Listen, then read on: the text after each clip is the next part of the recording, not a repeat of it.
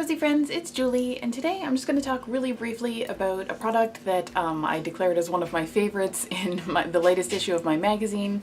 If you haven't seen the Rosy JulieBC magazine, I hope you'll check it out. I'll put a link in the description. But I've also been talking about this a lot on my social media, and I've had a lot of questions about it, so I thought I would do a really quick video. It'll be quick because I don't really have too much to say about it. I just really like it a lot. And that is rose water. It's not actually, this is actually something I buy at the grocery store. It's something that you use in teensy little amounts to flavor foods. I personally don't like the taste of it at all in foods. It's very strong and very floral, and I don't like floral flavors. It doesn't mean they're bad, it's just not to my taste. But I've been hearing for a really long time that rose water is good for your skin, and it's really great for sensitive skin. And I've talked to a lot of people who have said that their grandmothers used it and absolutely loved it, and I've always kind of wondered, when our grandmas swore by things, why do we deviate from those? So I went and I picked up a bottle. This is the bottle that I've been using. I have actually several bottles of it. They have it in larger than this as well that I've started buying since I've fallen in love with it. I tend to put it into this little one, which I find more handy to just keep in the bathroom so that I can use it instead of having this big thing that kind of looks like food and then I just refill it when I need it. But yeah, I wash my face and then I put a little bit of it in, like it's very, like, it is water.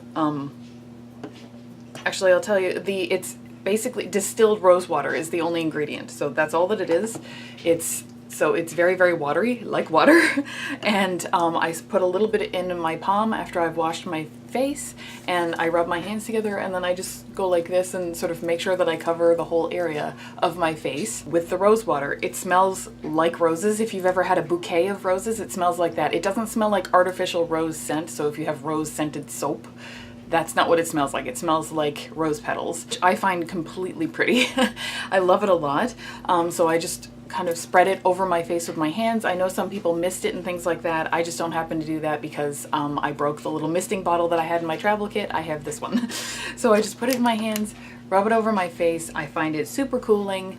I love the scent of it. I find it very calming. And because I tend to follow that up with chokecherry oil, if you saw my video, I think from a week ago, then you'll know that I absolutely love chokecherry oil. I'll put a link to that right here so that you can check that out if you're interested. But yeah, I follow that up with the chokecherry oil, and I find when I use the rose water first, the chokecherry oil absorbs into my skin even better than it would on its own.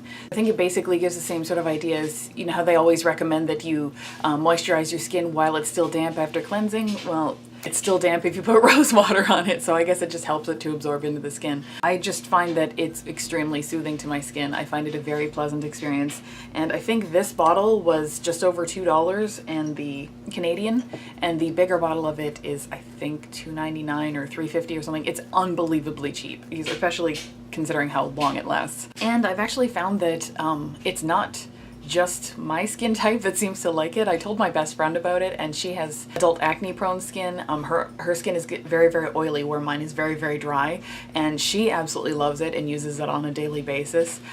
She's told some of her family members, and they're using it after it's so inexpensive. It's available at the grocery store, and it just feels lovely on the skin. So yeah, there's really nothing else I can say about it. I haven't read any studies. I don't really know that much about it.